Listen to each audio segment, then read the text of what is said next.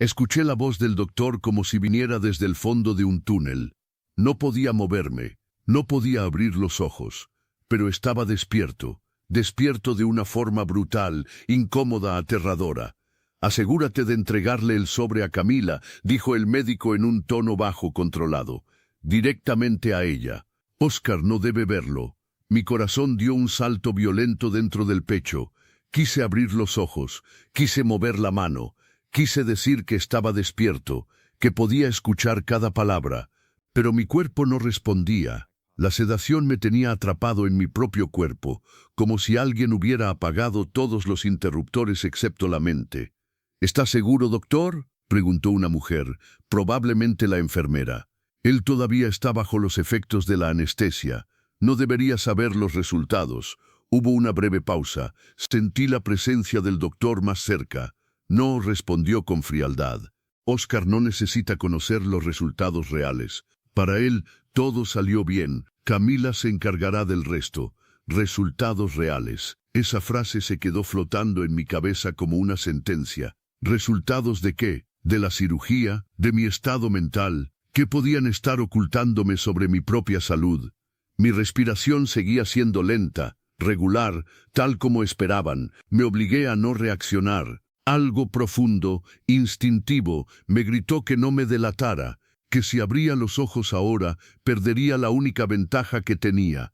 Ellos creían que yo estaba inconsciente. «Los documentos están listos como acordamos», insistió la enfermera, con una inquietud que no intentó disimular. El doctor exhaló con impaciencia. «Todo está exactamente como lo planeamos. El informe es claro. Deterioro cognitivo, episodios de confusión, juicio comprometido. Con eso será suficiente». Sentí un frío seco recorrerme la espalda. «Deterioro cognitivo, juicio comprometido».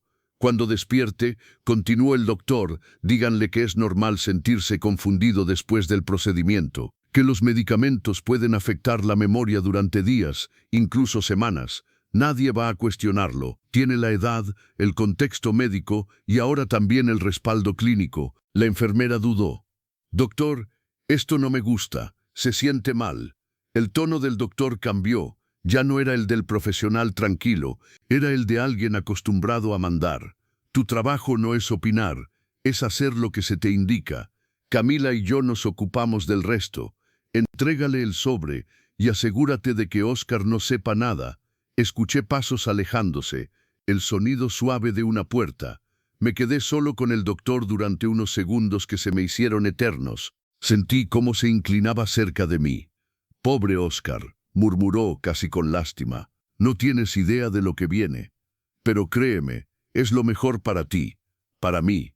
Quise gritar, quise decirle que sabía exactamente lo que estaba haciendo, que había escuchado cada palabra, pero seguí inmóvil, respirando despacio, fingiendo ser el hombre débil que ellos necesitaban que fuera. «Me llamo Oscar Beltrán. Tengo 46 años. He pasado más de la mitad de mi vida construyendo algo con mis propias manos, una empresa, un patrimonio, una familia. Siempre creí que mientras trabajara duro, mientras fuera responsable, mientras proveyera, todo lo demás se sostendría solo. Estaba equivocado. Me trasladaron a la sala de recuperación. Sentí el movimiento de la camilla, el cambio de luces, el murmullo lejano de otras voces. Mantuve los ojos cerrados, mantuve el rostro relajado. Escuché a otra enfermera revisar mis signos vitales. «Señor Beltrán, ¿me escucha?». Emití un sonido bajo, confuso, como si apenas estuviera despertando. «Bien», dijo, «descanse. Su esposa está esperando afuera. Camila, mi esposa». La mujer con la que había compartido 20 años de vida estaba ahí afuera, esperando recibir un sobre que contenía algo que yo no podía ver, algo que definía mi destino sin que yo pudiera defenderme. Abrí apenas el ojo que no estaba cubierto por el vendaje. Solo una rendija, lo suficiente para ver sin ser visto. La puerta se abrió. Camila entró con pasos seguros, perfectamente arreglada como siempre. No parecía preocupada. No parecía angustiada. Detrás de ella venía la enfermera del quirófano, la misma. Vi el sobre Manila pasar de una mano a otra. Vi cómo Camila lo tomaba sin preguntar nada. No se acercó a mí. No tocó mi mano. No preguntó cómo estaba. Guardó el sobre dentro de su bolso con un gesto rápido, eficiente, casi ansioso. Gracias, dijo en voz baja. El doctor dijo que usted sabe qué hacer, respondió la enfermera. Él estará confundido cuando despierte. Camila sonrió. Una sonrisa que no le conocía. Sí, dijo. Sé exactamente qué hacer. Se acercó a mi cama. Sentí su mano sobre la mía. Un gesto que durante años había significado cuidado. Ahora solo me produjo náuseas. Tranquilo, Oscar, susurró. Yo me encargaré de todo. Todo. En ese instante, mientras fingía seguir atrapado en la niebla de la anestesia, tomé la decisión más importante de mi vida. No iba a enfrentarla. No iba a confrontar a nadie. No iba a mostrar que sabía nada. Iba a dejar que creyeran que yo era el hombre roto que habían inventado en esos documentos. Iba a fingir confusión. Iba a fingir debilidad. Iba a fingir perderme. Porque si algo había aprendido en todos estos años, era esto. La gente comete sus peores errores cuando cree que ya ganó. Y ellos acababan de empezar a cometerlos. Cuando desperté por completo, ya estaba en casa. O al menos, eso fue lo que me dijeron. La habitación era la nuestra. La cama grande, las cortinas que Camila había elegido años atrás, el olor familiar de siempre. Todo parecía normal. Demasiado normal. Pero yo ya no era el mismo hombre que había salido de esa casa rumbo al hospital esa mañana. Tenía un parche cubriéndome el ojo derecho. El otro me ardía levemente. Un dolor soportable. Lo que no era soportable era la claridad que se había instalado en mi mente desde el quirófano. Camila estaba sentada a mi lado cuando abrí los ojos. Tranquilo, dijo de inmediato, como si hubiera ensayado esa frase. Todo salió bien. La cirugía fue un éxito. La miré sin decir nada. Dejé que mis ojos se movieran con lentitud, como si me costara enfocar. ¿Dónde estoy? Pregunté, forzando la voz a sonar débil. Ella sonrió, satisfecha. En casa, amor. Te traje directamente después de que te dieran de alta. El doctor dijo que estarías un poco confundido. Ahí estaba. La narrativa. Exactamente como el doctor había prometido.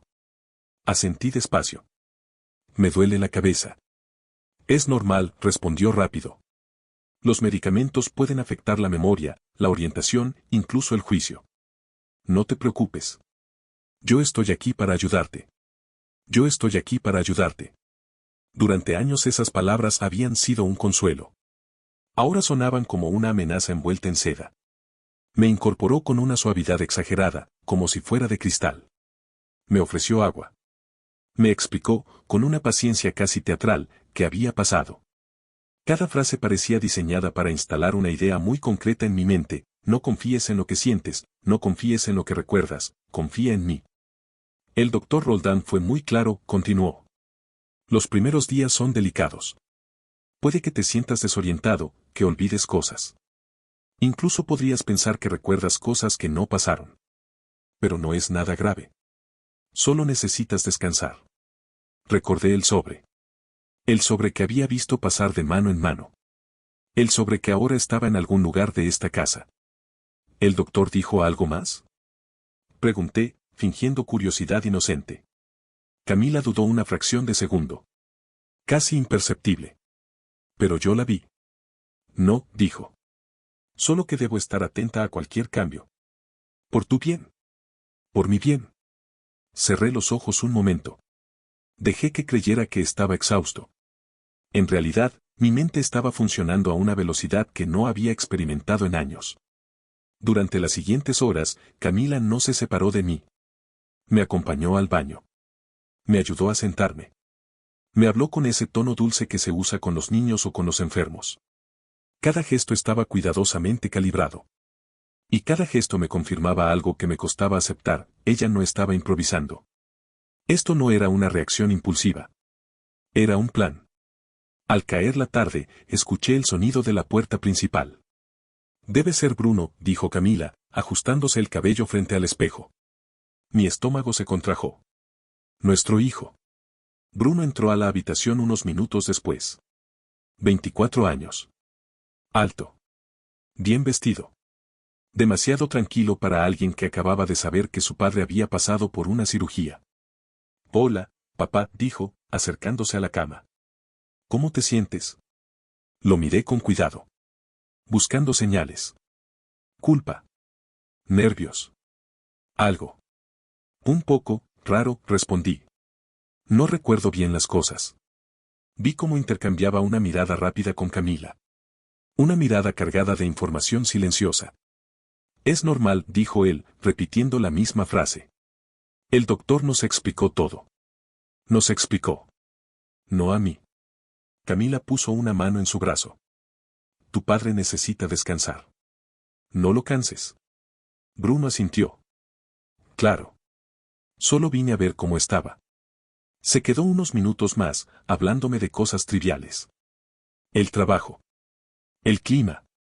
Nada importante. Pero había algo distinto en su forma de mirarme. No era preocupación. Era evaluación. Como si estuviera midiendo cuánto de mí seguía ahí dentro. Cuando se fue, Camila cerró la puerta con cuidado. ¿Te sientes mejor? Preguntó. Creo que sí, respondí. Aunque, siento que me falta algo. Ella frunció el ceño. ¿Qué cosa? Miré alrededor. La habitación. La casa. No sé, dije. Como si hubiera olvidado algo importante. Camila me observó durante unos segundos que se me hicieron largos. Eso también es normal, dijo finalmente. No te esfuerces en recordar. Eso solo te confundirá más. Ahí lo entendí con claridad. No querían que recordara. Querían que dudara de mí mismo. Esa noche apenas dormí. Camila respiraba con tranquilidad a mi lado. Yo permanecí despierto, escuchando. Contando los segundos. Esperando. Cerca de la medianoche, sentí cómo se levantaba de la cama con cuidado. Fingí seguir dormido. Escuché sus pasos alejándose por el pasillo. El leve clic de una puerta cerrándose. El estudio. Esperé unos minutos más y luego, con movimientos lentos, me senté en la cama.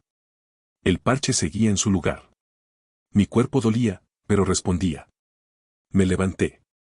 Caminé despacio, apoyándome en la pared como si aún estuviera débil. Me acerqué al estudio. La puerta estaba entreabierta. La luz encendida.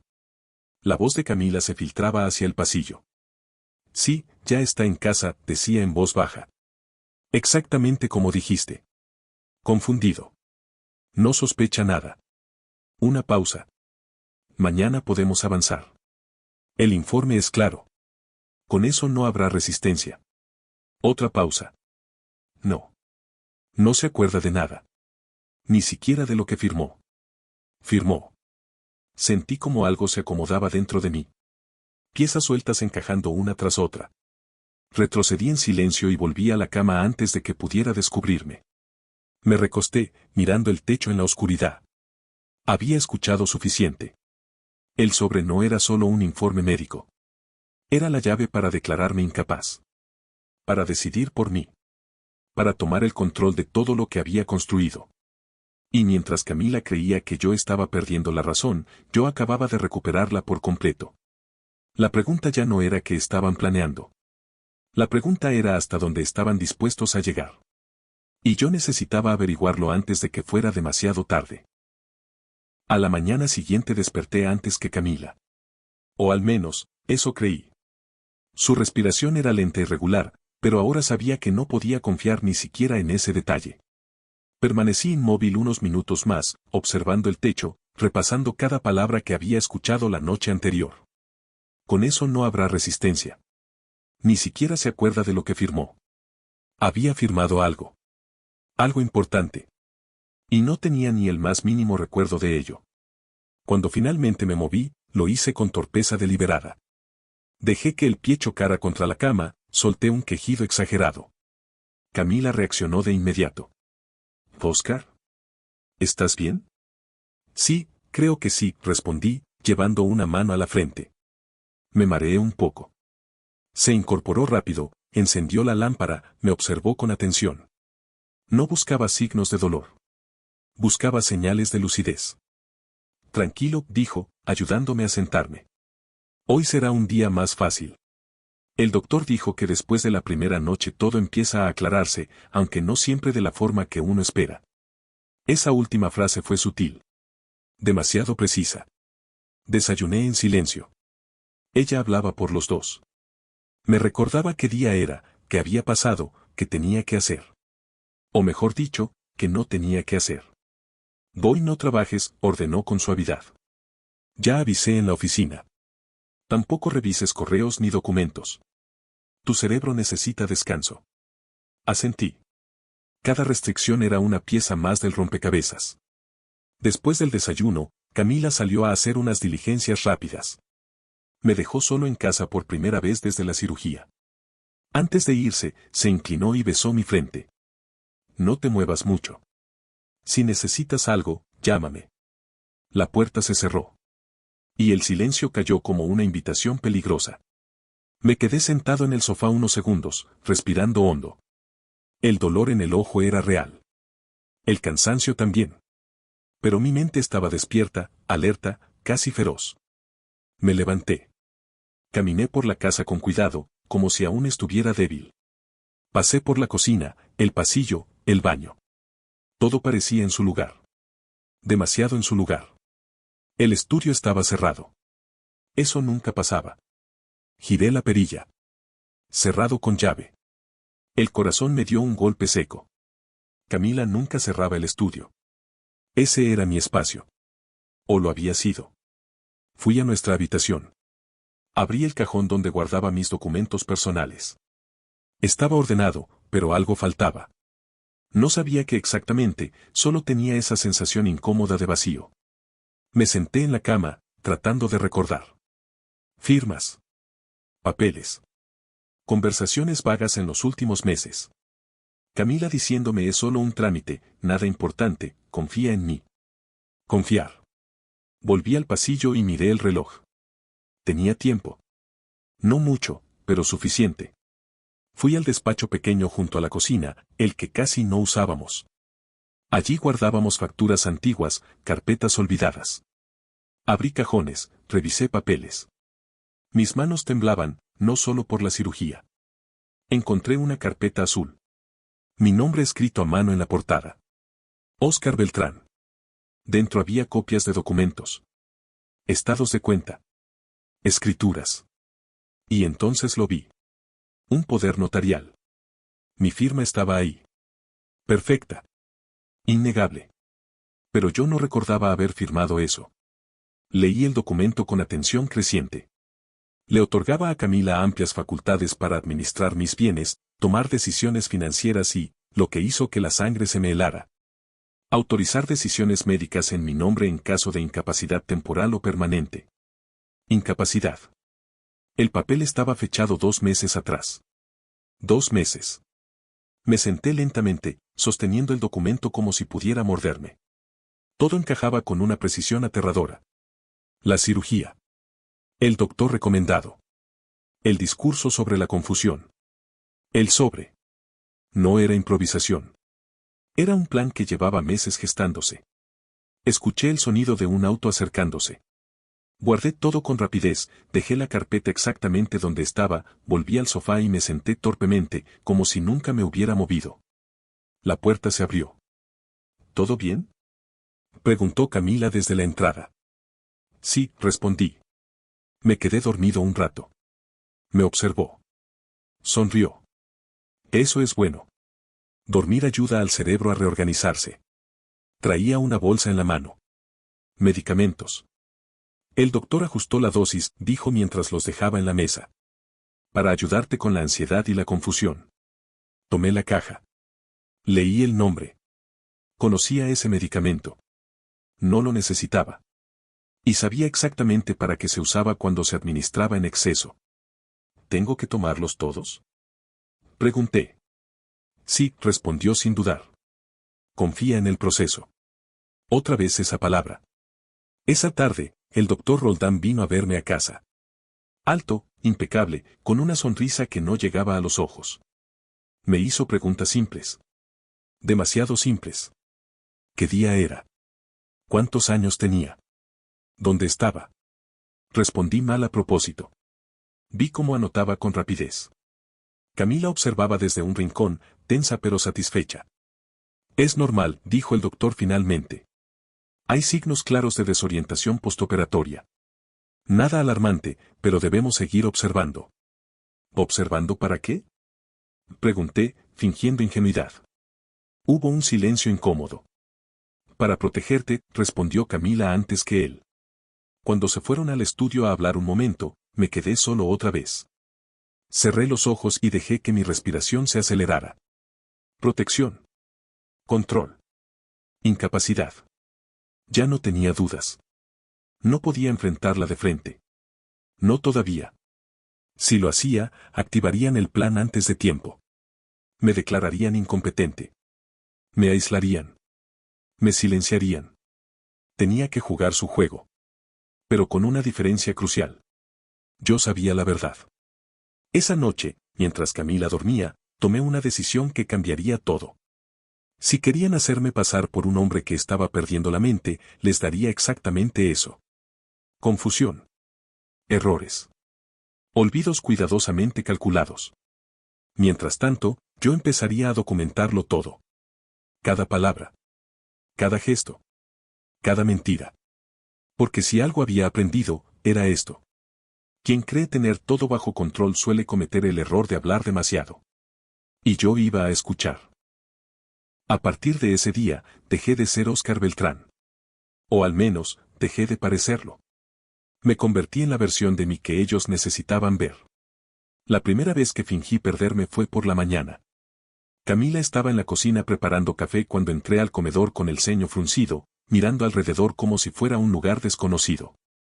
¿Dónde estamos? Pregunté. Ella se giró de inmediato. En casa, amor, respondió con una calma que ya reconocía como ensayada. ¿Te sientes mal? Me llevé la mano a la sien. No, solo, pensé que estaba en la oficina. Hubo un destello de satisfacción en sus ojos. Breve. Casi imperceptible. Pero estuvo ahí. Es normal, dijo. Te dije que podía pasar. Más tarde, derramé agua al intentar servirla. Dejé la llave abierta en el baño. Pregunté 2 veces la misma cosa. Pequeños errores. Nada exagerado. Nada que levantara sospechas.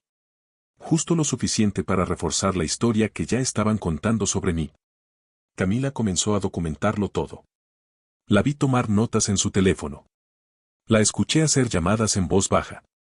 Frases sueltas que llegaban hasta mí desde el pasillo. Sí, hoy volvió a confundirse. No, no recuerda bien las cosas. Está empeorando. Por las noches, fingía despertarme sobresaltado. Soñé que estaba perdido, le decía. No sabía dónde estaba ni cómo volver. Ella me abrazaba con ternura falsa. Yo estoy aquí, susurraba.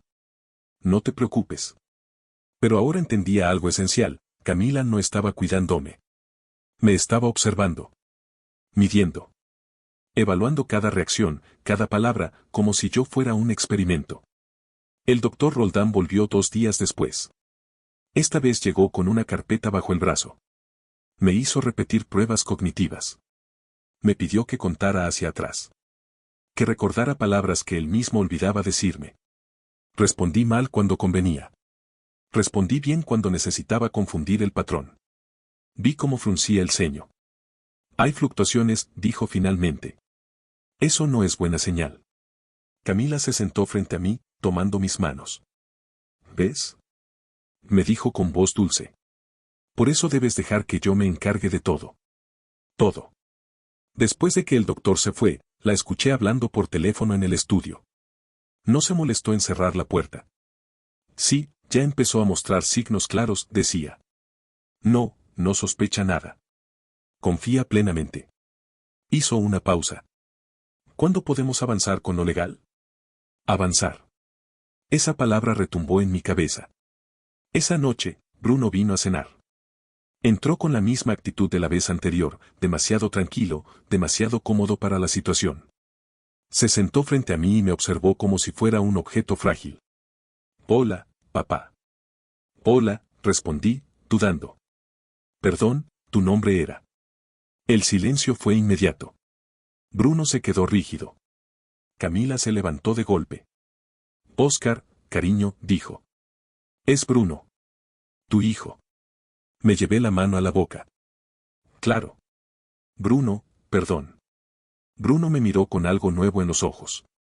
No era pena. Era miedo. Papá, dijo con voz baja. ¿Recuerdas cuando fuimos al estadio el año pasado? Negué lentamente. No. Camila intervino rápido. No lo fuerces. El doctor dijo que es contraproducente. Bruno asintió, pero lo vi tragar saliva. Por primera vez, entendí que no estaba tan cómodo con todo esto como fingía. Después de la cena, los escuché hablar en el estudio. No tuve que acercarme mucho. Está peor de lo que pensaba, dijo Bruno. De verdad no me reconoció. Eso juega a nuestro favor, respondió Camila sin dudar.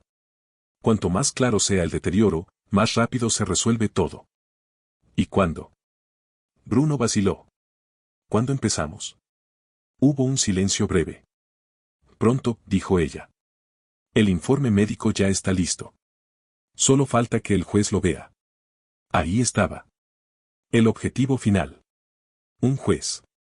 Una declaración oficial. Incapacidad legal. Esa noche, mientras fingía dormir, entendí la dimensión real del peligro. No querían ayudarme. Querían quitarme del medio. Legalmente. Silenciosamente. Con documentos, sellos y diagnósticos falsos. Y lo más aterrador era lo bien que lo estaban haciendo. Si yo no hubiera escuchado esa conversación en el quirófano, si no hubiera visto el sobre, si no hubiera decidido fingir, ya estaría perdido. A la mañana siguiente, cuando Camila me ayudó a vestirme como si fuera un anciano, sonreí por dentro. Porque ahora tenía algo que ellos no tenían. Tiempo. Y mientras ellos se apresuraban a cerrar el cerco, yo estaba empezando a construir el mío. El dinero siempre deja huellas.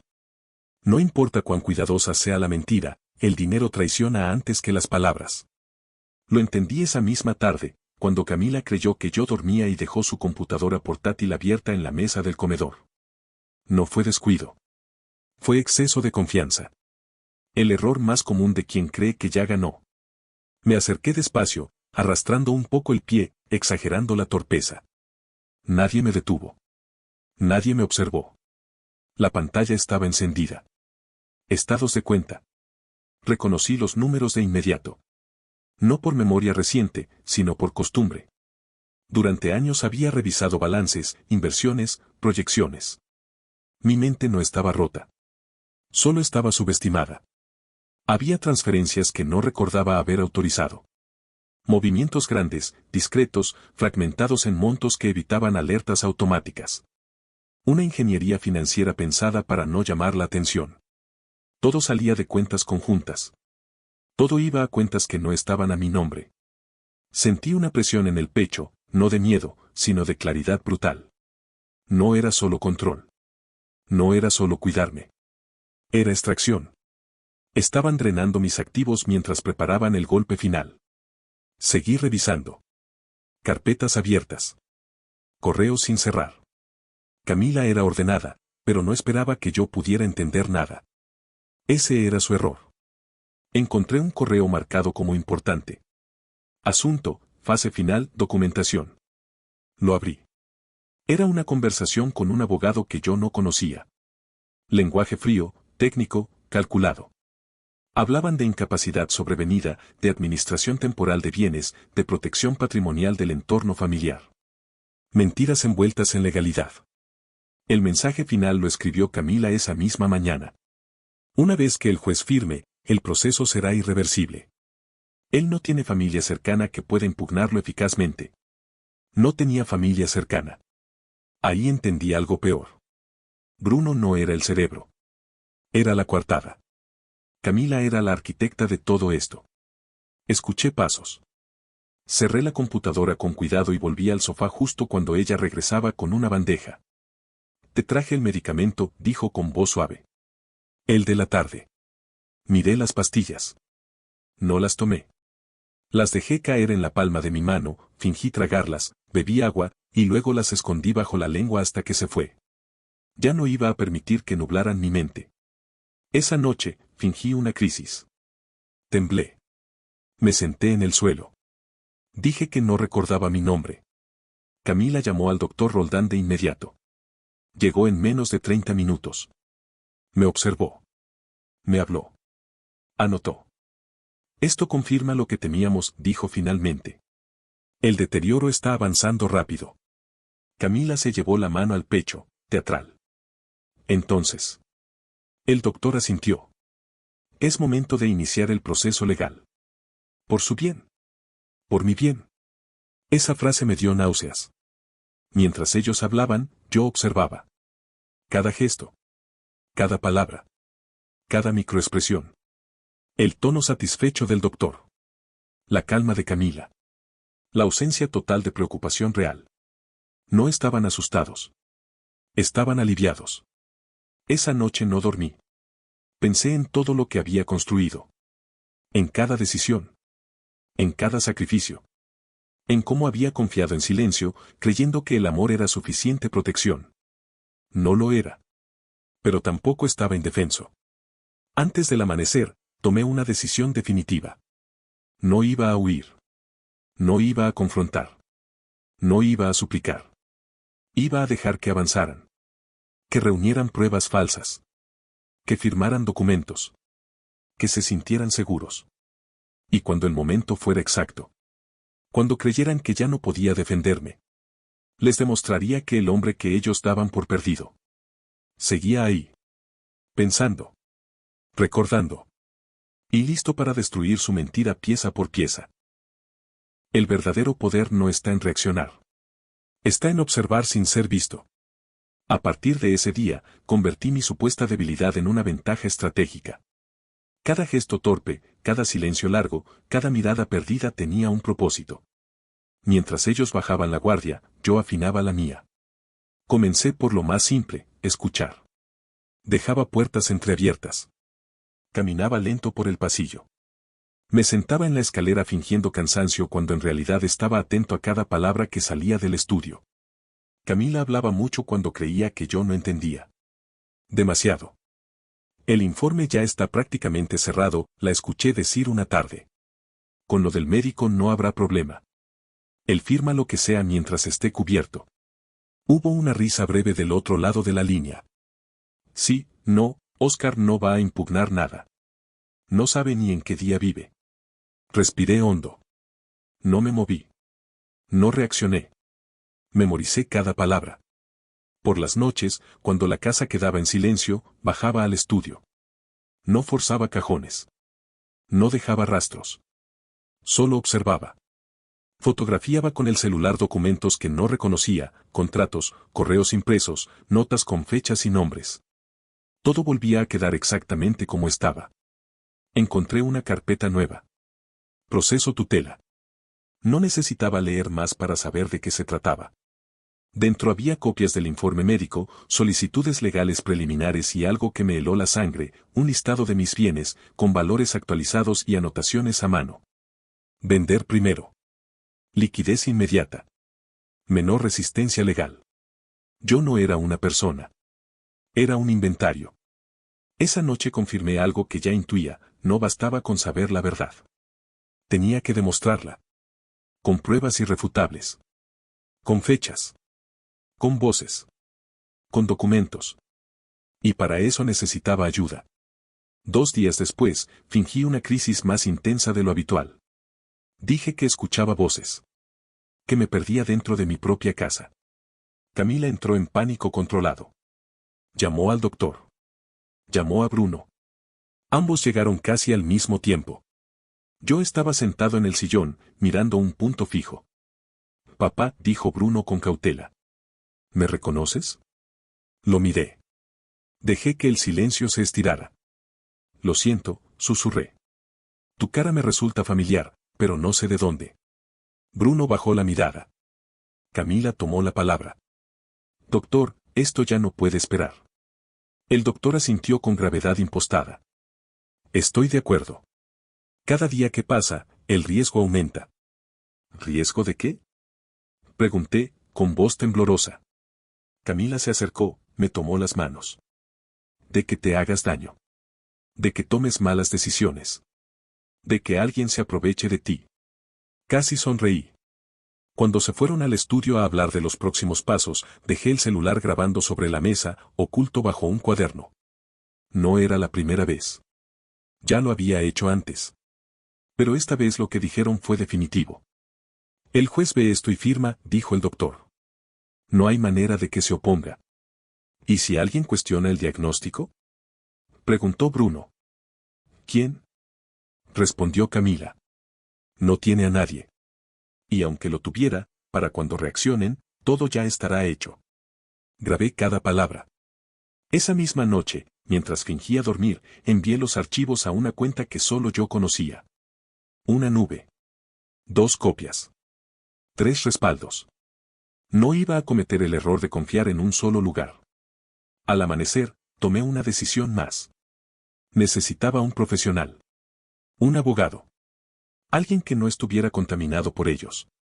Pero tenía que hacerlo sin levantar sospechas. Esa tarde le dije a Camila que necesitaba salir a caminar. Que me sentía encerrado. Que el aire me ayudaría a ordenar la cabeza. Me observó con duda. ¿Solo? Solo, repetí. A veces, necesito estar solo. Asintió. Confiada. Convencida de que no podía ir lejos ni hacer nada relevante. Tomé un taxi. No fui al parque. No fui a la farmacia. Fui a un despacho pequeño en el centro, cuyo nombre recordaba perfectamente aunque fingiera no hacerlo, el de un abogado que había conocido años atrás, cuando cerré una operación importante. Cuando entré, levantó la vista sorprendido. «Oscar, ¿estás bien?» Cerré la puerta con cuidado. «No», respondí con claridad absoluta. «Pero necesito que me escuches. Y necesito que no le digas a nadie que estuve aquí». En ese momento supe que el juego había cambiado. Ya no estaba solo. El abogado me escuchó sin interrumpirme. No hizo preguntas apresuradas. No mostró sorpresa exagerada. Solo tomó notas mientras yo hablaba, con la calma de alguien que entiende que el verdadero peligro no siempre grita. Le conté todo. El quirófano. El sobre. El poder notarial. El médico complaciente. Las grabaciones. La lista de bienes convertida en inventario. Cuando terminé, el silencio se hizo pesado. Finalmente, levantó la vista. «Oscar, lo que estás describiendo no es solo manipulación familiar. Es un intento deliberado de despojo patrimonial mediante incapacidad fraudulenta». Asentí. «Lo sé. Y no puedo permitir que avance un día más». Cerró la carpeta. «Entonces vamos a hacer algo muy claro. Primero, protegerte legalmente. Segundo, documentar todo. Tercero, dejar que ellos se incriminen solos». Sus palabras eran precisas.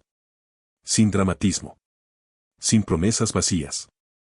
«No confrontes», continuó. «No muestres que sabes nada.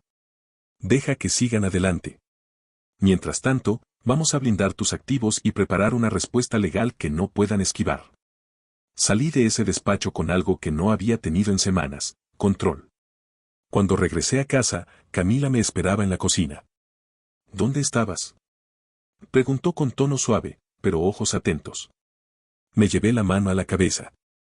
«Caminé, creo. Me perdí un poco». Su expresión se relajó. «Te dije que no saliera solo». «Lo siento», murmuré. Esa noche, el plan avanzó. Camila me sentó frente a la mesa con una pila de documentos. «No te asustes», dijo. «Son solo formalidades. Para que yo pueda ayudarte mejor». Reconocí cada hoja. Peticiones. Autorizaciones. Consentimientos. Todo estaba listo. «¿Dónde firmo?», pregunté. Ella señaló. Tomé la pluma. La sostuve. Dudé. «No recuerdo», susurré. «¿Esto qué es?». Camila respiró hondo. «Oscar, confía en mí. Siempre lo has hecho». Esa frase me atravesó como una cuchilla. Firmé. Mal. Con trazos inseguros. Ilegibles. Lo suficiente para que pareciera mi firma, pero no para que resistiera un peritaje serio. Ella no lo notó. O no quiso notarlo. Horas después, mientras fingía dormir, la escuché hablar por teléfono. Sí, ya firmó. Mañana entregamos todo. No, no sospecha nada. Está completamente ido. Colgué mentalmente cada palabra en el lugar correcto. Al día siguiente llegó Bruno. No me miró a los ojos. Papá, dijo con incomodidad. ¿Cómo te sientes hoy? Cansado, respondí. Muy cansado. Camila tomó la palabra. Es normal. Estamos a punto de resolverlo todo. Resolverlo. Ese mismo día, el abogado me llamó desde un número privado. Todo estaba listo. Los bienes protegidos. Las pruebas respaldadas. La denuncia preparada, esperando solo el momento exacto. Esa noche supe que era la última. La última noche en la que ellos creían tener el control. Me acosté temprano. Cerré los ojos. Dejé que Camila pensara que dormía. Sentí su mano en mi hombro. Todo va a estar bien, susurró. Yo me encargo de ti. Por primera vez, no sentí rabia. Sentí lástima. Porque al día siguiente, cuando creyeran que iban a sellar mi destino, descubrirían que el hombre al que habían reducido a un expediente médico nunca estuvo perdido. Solo estaba esperando. La mañana comenzó con una calma inquietante. Camila estaba extrañamente amable. Preparó café. Me habló despacio, como si cada palabra pudiera romperme. Bruno llegó temprano, con una carpeta bajo el brazo y la ansiedad mal disimulada en el rostro. Hoy es el día, papá, dijo. Todo va a estar bien. Asentí sin responder. A las 10 en punto tocaron la puerta. Camila abrió con una sonrisa ensayada. Entraron 4 personas. Un hombre con traje oscuro y portafolio de cuero. Una mujer de expresión firme, carpeta legal en mano. Un notario. Y detrás de ellos, un oficial uniformado. El silencio cayó como una losa. ¿Qué es esto?, preguntó Camila, tensa. Me puse de pie lentamente. Sin temblar. Sin apoyarme. Sin confusión. Esto, dije con voz clara, es el momento en que dejan de decidir por mí. Camila me miró como si estuviera viendo a un desconocido. Oscar, ¿qué haces? Siéntate, estás alterado. Negué con la cabeza. No. Alterado estaba cuando fingía no entender. Hoy estoy perfectamente lúcido. El abogado dio un paso al frente. Soy el licenciado Arturo Molina. Represento legalmente al señor Oscar Beltrán. El color se fue del rostro de Camila. Eso es imposible, susurró. Él no puede. La interrumpí. Sí puedo. Y siempre pude. Saqué el teléfono. Presioné reproducir. La sala se llenó con su voz. Con la voz de Bruno. Con planes. Con cifras. Con frases que hablaban de vender, firmar, encerrar, controlar. Camila retrocedió un paso. Bruno dejó caer la carpeta. Papá, yo. Cállate, dije sin levantar la voz. Ya hablaste suficiente cuando creíste que no escuchaba. El notario abrió su carpeta. Con fecha de ayer, el señor Beltrán revocó todos los poderes notariales otorgados previamente. La abogada continuó. Todos los bienes han sido transferidos a un fideicomiso irrevocable bajo control exclusivo del señor Beltrán. El oficial dio un paso al frente. Además, se les notifica que existe una denuncia formal por intento de fraude patrimonial, abuso de persona vulnerable y falsificación de documentos. Camila se desplomó en el sofá. Oscar, hicimos esto por ti, dijo entre lágrimas. ¿No estabas bien? La miré por última vez como esposo. No. Lo hicieron por ustedes. Yo solo estorbaba. Bruno se acercó. Papá, estaba desesperado. Las deudas. Las deudas no justifican traicionar a tu padre, respondí. Y mucho menos enterrarlo vivo. El oficial pidió identificación. Camila temblaba. Bruno lloraba. Yo no sentía nada. Ni odio. Ni venganza. Solo una claridad fría. Minutos después, la casa quedó en silencio. Firmaron notificaciones. Recogieron documentos. Se fueron. Me quedé solo en la sala donde planeaban mi desaparición. Me senté. Respiré. Por primera vez desde la operación, el dolor desapareció. No gané una guerra. Recuperé algo más importante. Mi nombre. Mi voluntad. Mi vida. Aprendí algo que nadie te enseña. No siempre te traicionan los enemigos. A veces lo hacen quienes creen que ya no puedes defenderte. Y cuando eso ocurre, no grites. Observa. Documenta. Espera. Porque el silencio bien usado es más peligroso que cualquier grito. Y yo aprendí a usarlo. La casa quedó demasiado silenciosa. No el silencio tranquilo de la madrugada, sino ese silencio espeso que queda después de que una bomba estalla y el polvo aún no termina de caer. Me senté en el mismo sillón donde, horas antes, Camila había firmado sin leer, convencida de que el mundo seguía girando a su favor. El café seguía tibio sobre la mesa. Nadie lo tocó. Nadie tuvo estómago. Respiré profundo. Por primera vez en semanas no había nadie vigilándome, corrigiéndome, observando cada gesto para medir cuánto me había deteriorado. Y sin embargo, sentí un peso nuevo. No era miedo. No era culpa. Era duelo. Duelo por una vida que ya no existía. Caminé por la casa lentamente. Cada habitación guardaba una versión distinta de la mentira.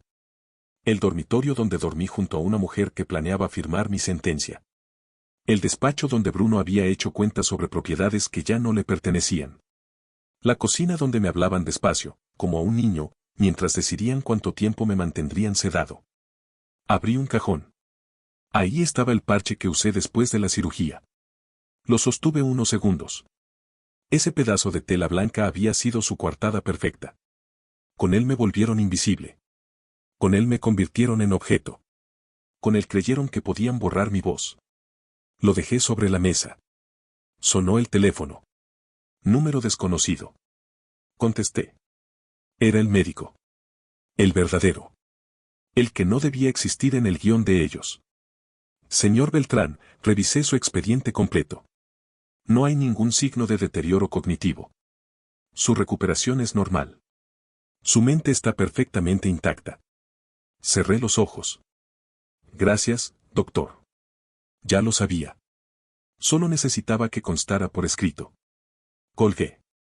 Minutos después, otro mensaje. Del abogado. Todo avanzaba.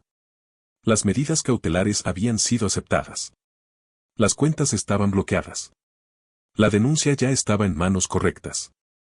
Nada se movería sin que yo lo autorizara.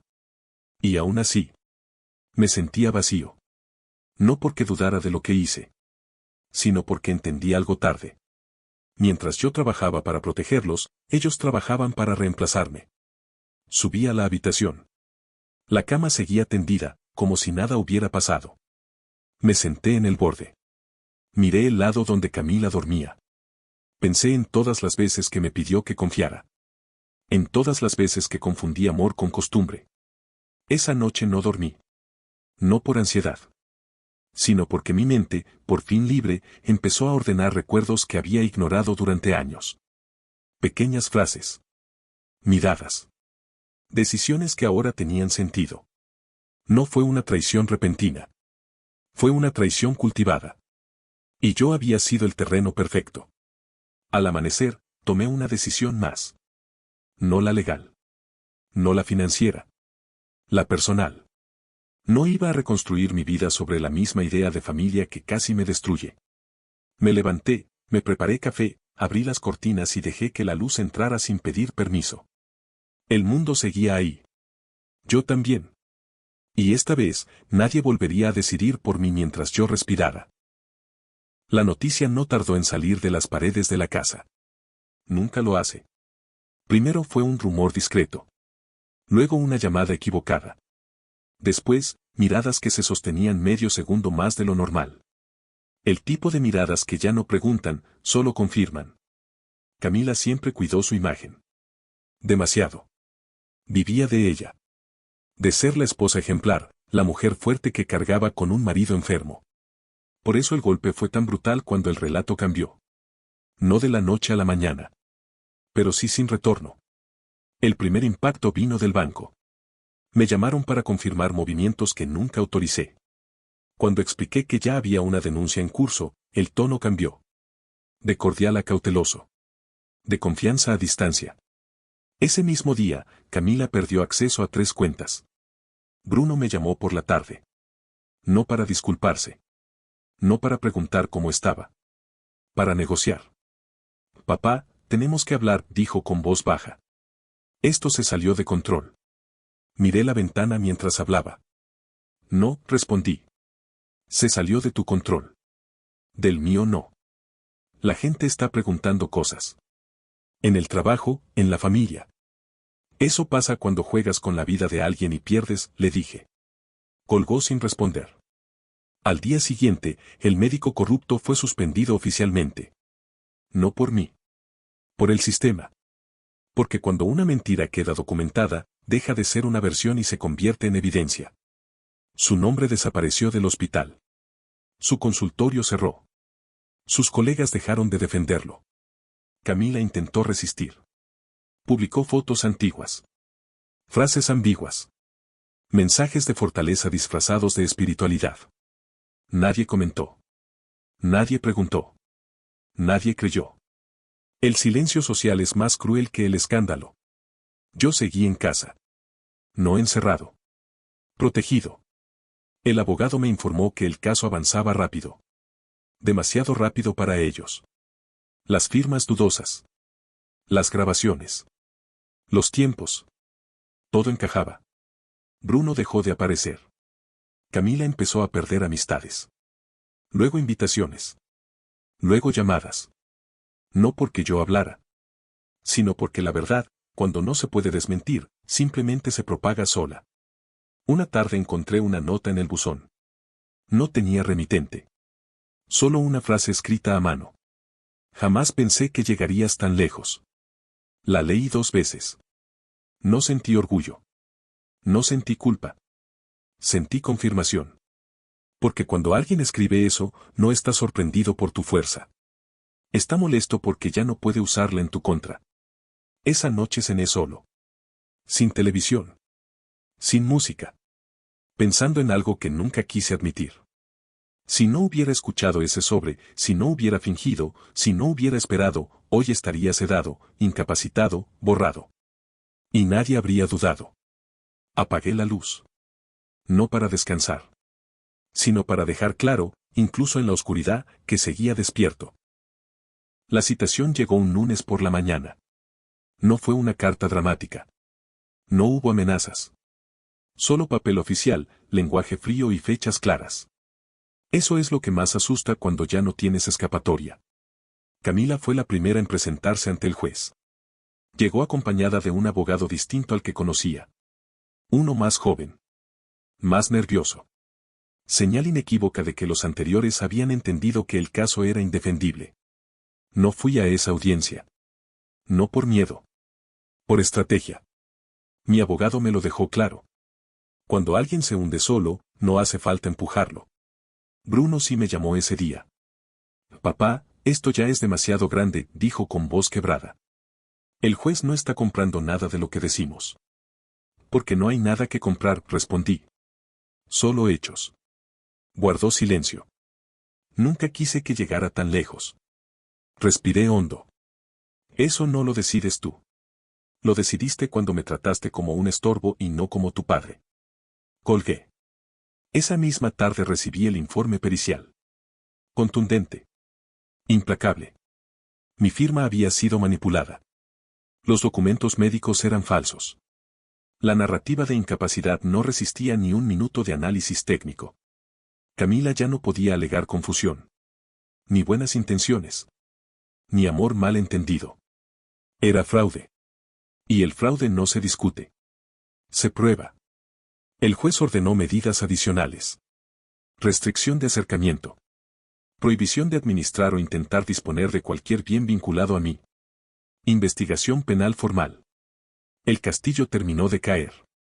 Esa noche, por primera vez, soñé. No con el hospital. No con documentos. No con voces en susurros.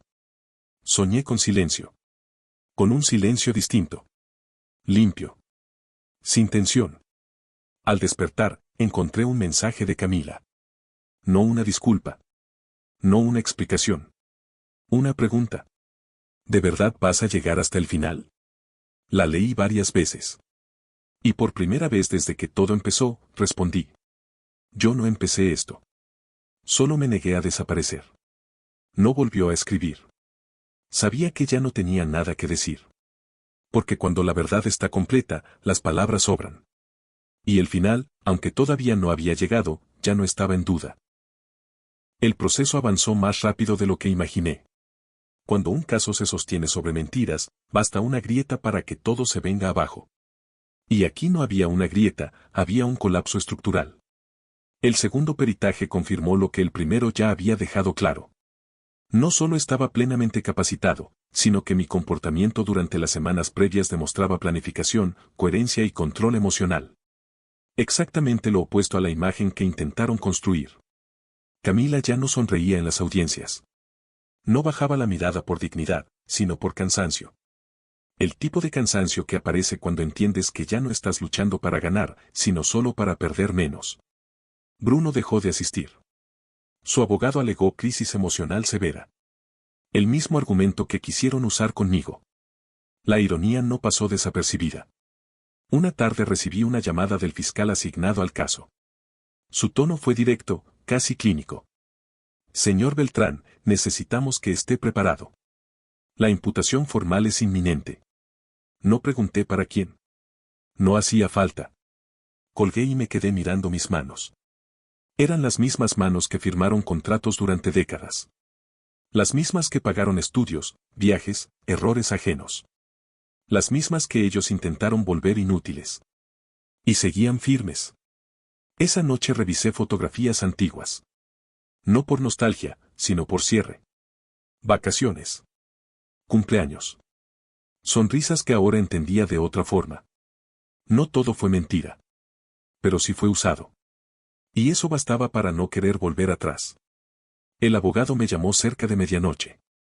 Oscar, hay algo más. Camila está intentando un acuerdo privado. Quiere detener el proceso penal a cambio de una separación amistosa. Solté una risa breve. No de burla. De claridad. Dile que no. No vine hasta aquí para negociar mi dignidad. Hubo un silencio al otro lado. Entendido, respondió. Entonces seguimos hasta el final. Apagué el teléfono. No sentí alivio. Sentí algo más sólido. Resolución. Porque entendí algo fundamental. Si sería ahora, no estaría siendo compasivo. Estaría validando la idea de que casi destruir a alguien no tiene consecuencias reales. Y yo ya no estaba dispuesto a enseñar esa lección. Esa noche dormí profundamente. No porque todo hubiera terminado.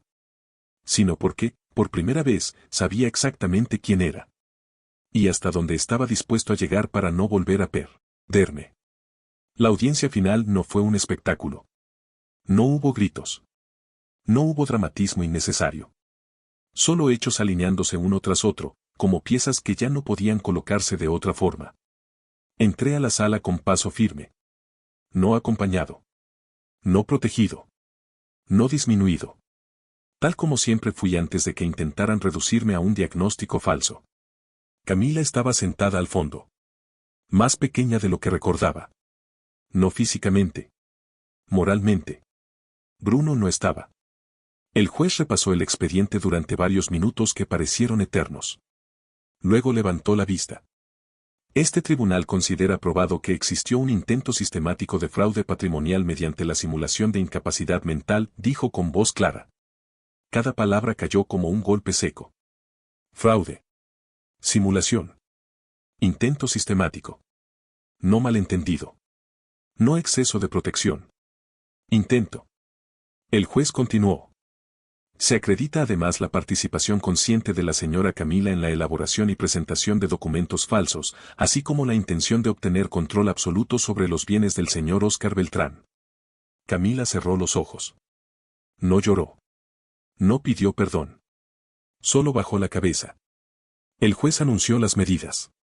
Investigación penal formal. Suspensión de cualquier intento de representación legal sobre mí. Reconocimiento pleno de mi capacidad jurídica. Protección total de mis bienes. El mazo golpeó la mesa. Y con ese sonido, algo terminó. No sentí euforia. Sentí algo más profundo. Restitución. Al salir de la sala, mi abogado me dio la mano. Esto ya no puede revertirse, dijo. Legalmente, emocionalmente, públicamente. Asentí. En el pasillo, Camila me interceptó. Oscar, susurró. Nunca quise destruirte. La miré sin odio. Pero estabas dispuesta a hacerlo. No supe qué esperaba que dijera después. Tal vez una puerta abierta. Tal vez una absolución tardía. No la hubo. Seguí caminando. Porque entendí que hay disculpas que llegan cuando ya no sirven para reparar nada. Y esa fue una de ellas. Al salir del edificio, el aire me pareció distinto. Más liviano. No porque todo hubiera acabado, sino porque ya no había duda. Había sobrevivido. No a una enfermedad. No a una operación. A algo peor. A la traición silenciosa de quienes creyeron que podían decidir por mí. Y el mundo, por fin, había escuchado mi versión. Los días siguientes fueron extrañamente simples. No hubo celebraciones. No hubo llamadas de felicitación. No hubo sensación de victoria. Solo orden. Orden legal. Orden financiero.